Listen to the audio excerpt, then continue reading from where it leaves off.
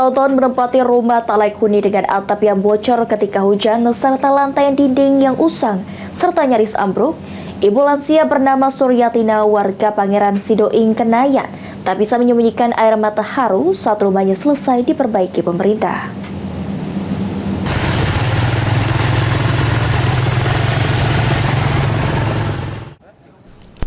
Bertahun-tahun menempati rumah tak layak huni dengan atap yang bocor ketika hujan, serta lantai dan dinding yang sudah usang serta nyaris ambruk. Ibu lansia bernama Suryatina warga Jalan Pangeran Sidoing Kenayan RT 8 Kelurahan Karanganyar Gandus Palembang tak bisa menyembunyikan air mata haru saat rumah yang ditempati berdua dengan anaknya selesai diperbaiki pemerintah Kota Palembang bersama Basnas dalam bantuan rumah tidak layak huni. Saat ditemui dengan mata berkaca-kaca, Suryatina mengatakan merasa sedih sekaligus haru lantaran rumah yang sudah tak layak huni dan pernah ambruk kini sudah menjadi bagus kembali. Rumah buruk jadi bagus, rumahnya pernah roboh lagi tuh. Ini dapat bantuan. Ini dibangun lagi.